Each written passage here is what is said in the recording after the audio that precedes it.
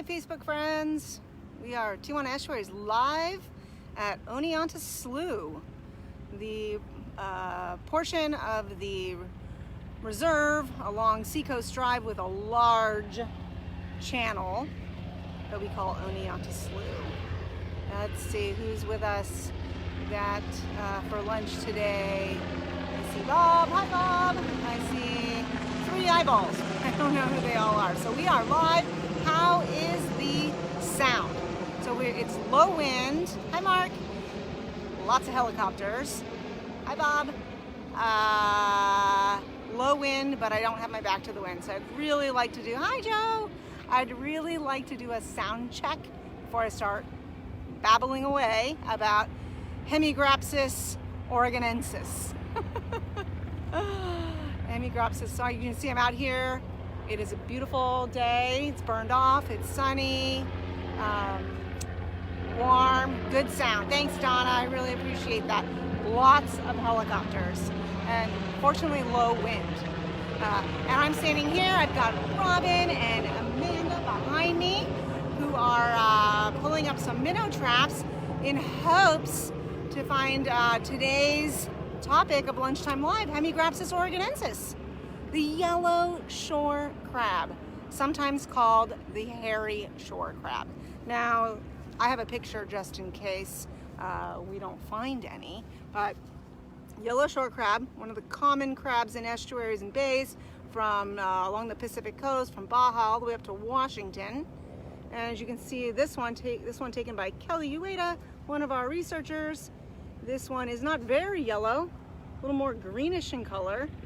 There is some variety, some variability to their color, depending on where they are. The ones here at the T1 estuary, we find them to be more of this color. About 2 inches or so long, or wide, I should say. Very sort of distinct shape of a crab. Hemigrapsis oregonensis, the yellow shore crab, hairy shore crab. Give me a thumbs up if you've seen this little guy before. You can see in relation to her hand the scale of about how big this is, how big they get. This is about an average size Hemigrapsis. Okay? And they are found, like I said, in these estuaries and bays.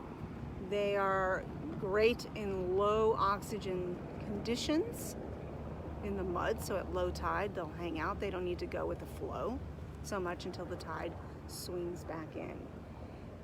Now, I mentioned they are a variety of colors. We may see that today. They are, they're a crab, so they have what we call an exoskeleton. Okay, the underneath, we will hopefully look at that later. I didn't print any pictures. Has the distinguishing marks of how to tell if it's a male or female. So the abdomen of the yellow shore crab might be a pyramid shape if it's a male, or a more rounded beehive shape if it's a female. Now the female can carry about 10,000 eggs under that abdomen, flat. 10,000 eggs.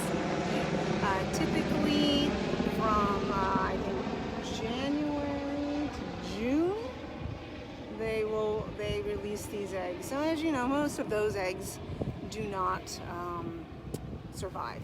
They're planktonic. So this is an aquatic invertebrate that in its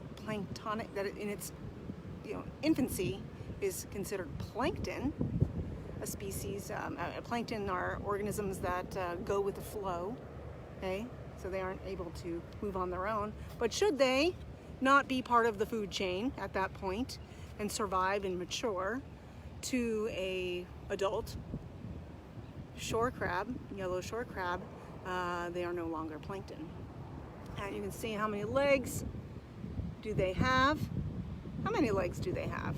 You can see from this image. How many appendages? A little bit of a trick question there. How many appendages?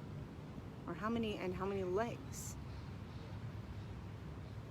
So we see in the front, I know there's a little bit of a delay, Not sure if anyone's chiming in with answers.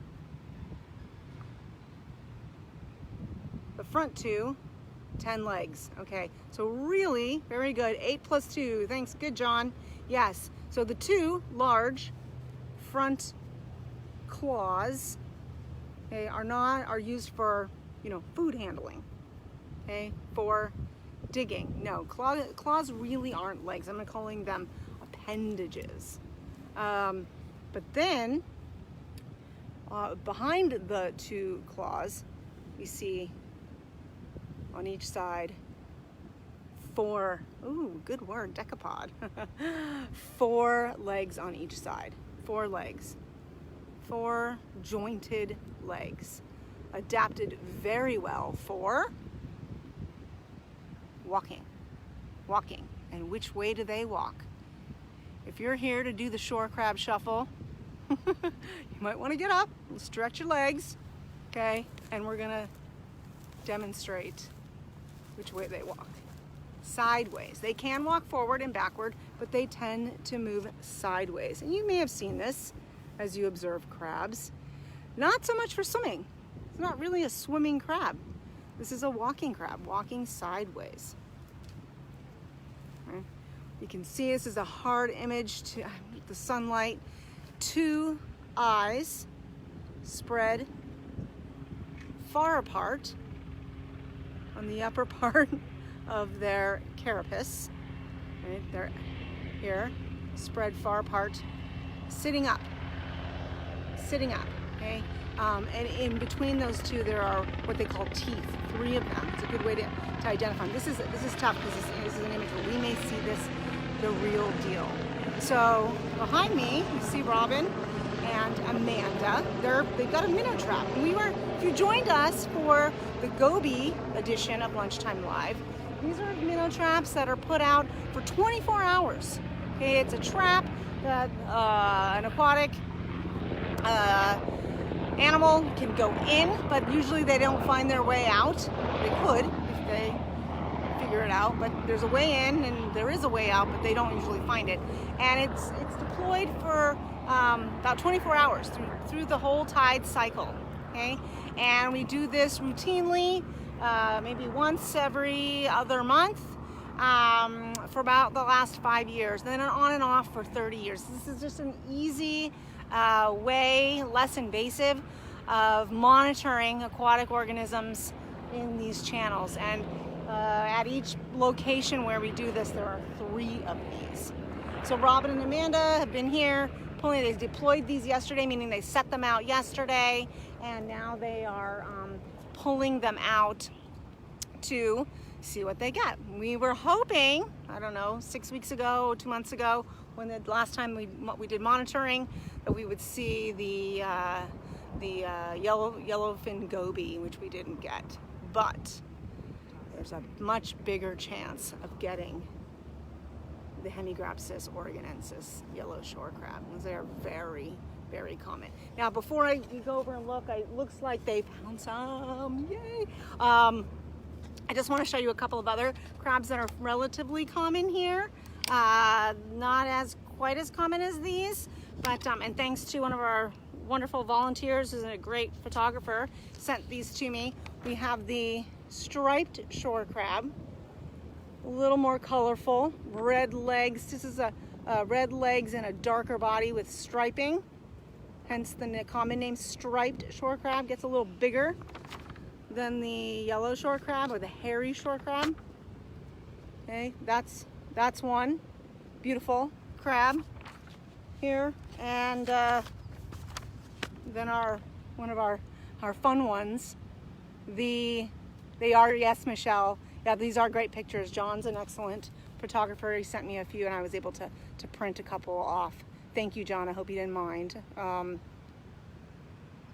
The male fiddler crab. Have you seen these? Waving their big claw around. It's the male that does that. So these are seen easily from the bridge outside the visitor center, just south of the visitor center, the fiddler crab. But here Today these are typically the most common yellow shore crabs. So let's go over and take a look at what they got. I see them counting away. So I will, let's see, the best way to do this, a little less steady, but let's take this off of the tripod and we will move over. Here you can see there's the channel, there's our data logger, visitor center is over there just for a sense of place, and there we go, in the cat food. So this is how they bait the organisms in the trap. Leave a can of cat food and see what crawls in. And so that was a pretty large one in there. And Robin is going to pull out another one that is clinging for dear life. Oh, all right. As you can see, walking sideways. Let's take a look at that. Oh, male or female? So female is more female. Beehive shape. Male is more pyramid shape.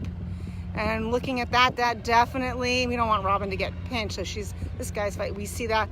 Oops, female. That's a female. And underneath that abdomen flap, she may have 10,000 eggs. You can see here's another one. Let's see if this one is male or female. Now these guys eat what we call diatoms, kind of like microscopic algae, blue and green algae that are primary. So they're primarily vegetarian. Ooh, there's the male. Now if you can see, ooh, I'm sorry. Oh, these are tough, but I don't know if you can see that. His abdomen has got that pyramid shape. Very nice. Tower. Eiffel Tower, right, Robin? Awesome. We had a male and a female. How many did you get in this one trap? About 30. 30. So 30 in that one trap. No, Joe, no catfish today. Actually, no fish at all, right? In these minnow traps today, even though they're called minnow traps. And look at this guy. Beautiful. Feisty. Oops. Crawling away. Crawling away. Now they're primarily vegetarians, eating algae.